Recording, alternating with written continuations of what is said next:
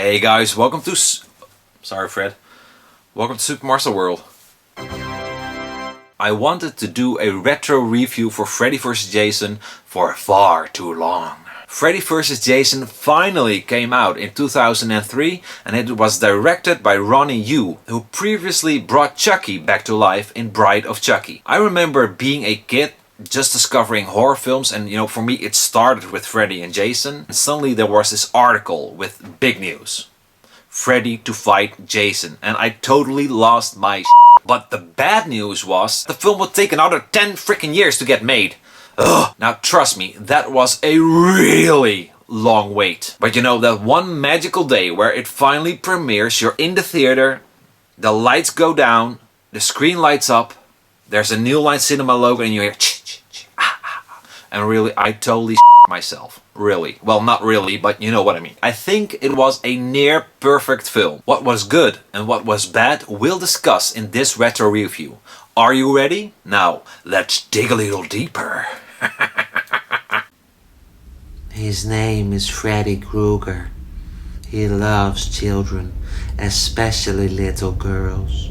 The story. Nightmare on Elm Street's dream demon Freddy Krueger is trapped in hell, and he uses Jason Voorhees, the unstoppable undead killer from the Friday the 13th films, to get back to his bloody business. Throw in a couple of teens and voila, Freddy vs. Jason. What I like. Robert Englund's Freddy. I don't have to tell you, everyone knows, but Robert Englund is Freddy. The ultimate Freddy, like Christopher Reeve was the ultimate Superman. In Freddy vs. Jason, Englund really seemed pumped and energetic. And I guess that's what I would be too, if you've been waiting 10 years to do a frickin' film. Gone is the clowning around Freddy from the later sequels, except for New Nightmare, and Freddy just returns to being scary, menacing, but also funny at the right time. Katharine Isabelle. Probably the only actress since Neve Campbell in Scream that deserves the title Scream Queen. I've loved Katharine ever since I saw her in Ginger Snaps and its sequels. She's amazing. The kills. The kills are a perfect combination of what the Nightmare and Friday series offered. Fun, creative and brutal kills. I love it. Especially that moron on the bed. Jason gave him what he had coming. He deserved it. What a douche. Freddy's introduction. Now this makes me really happy. They actually used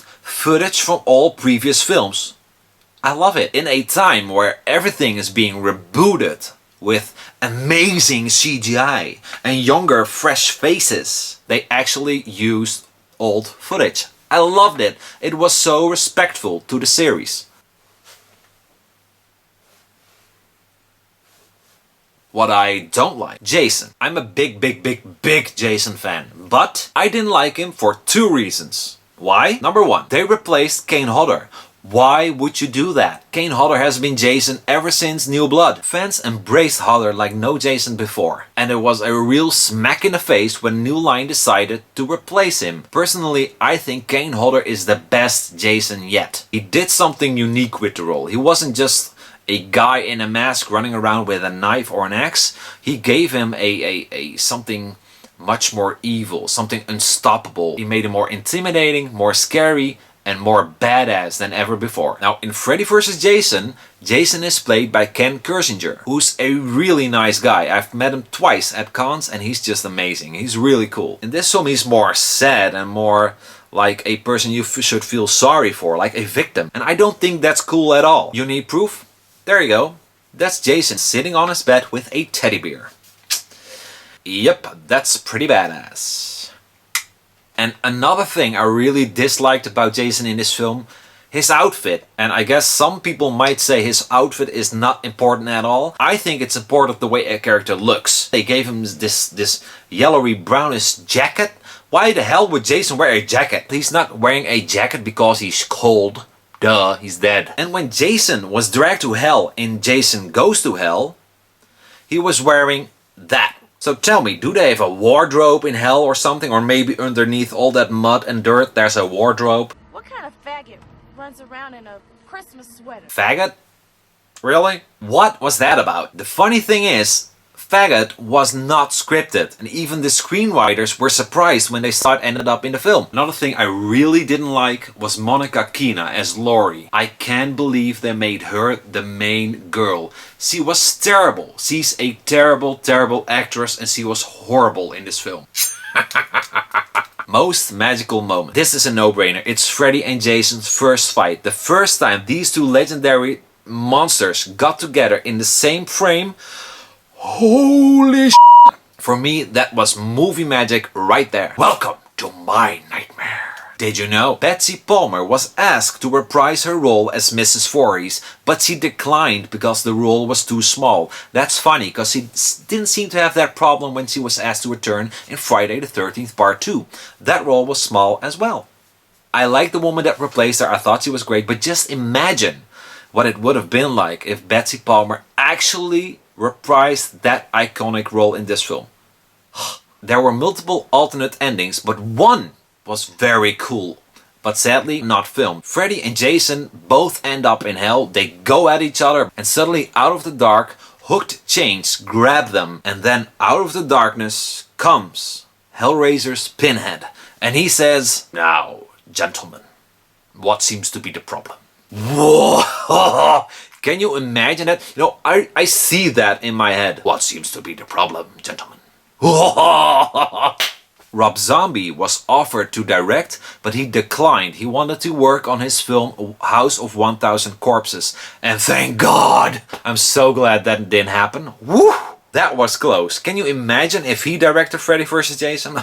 They would both have white dreads, and Mrs. Voorhees would have been played by Sherry Moon Zombie. Ugh. Now that's really what nightmares are made of. Warn your friends. Warn everyone.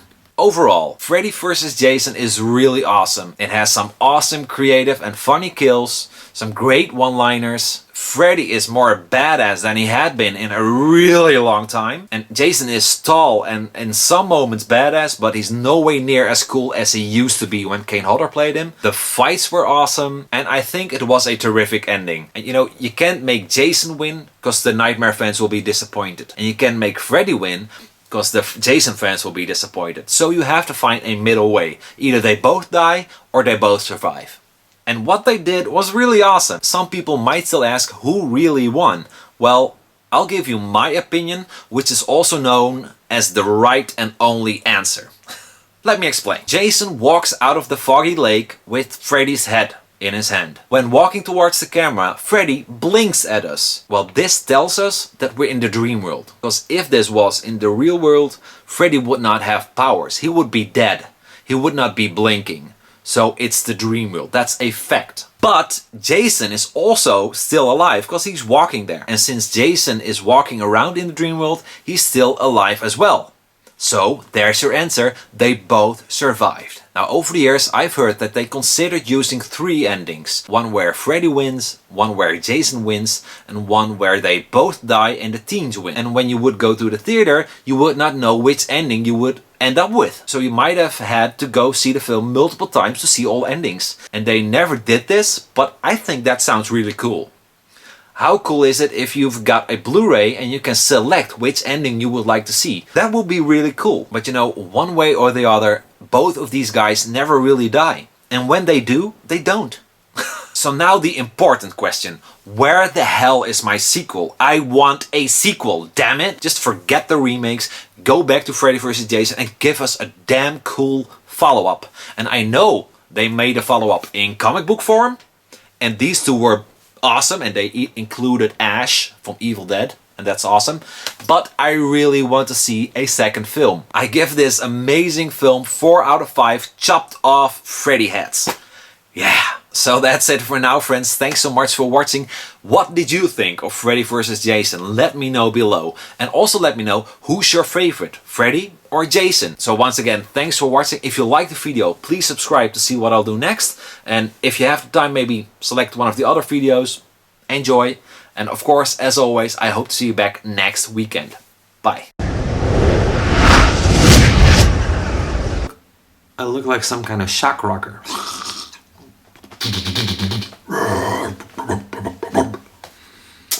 Okay.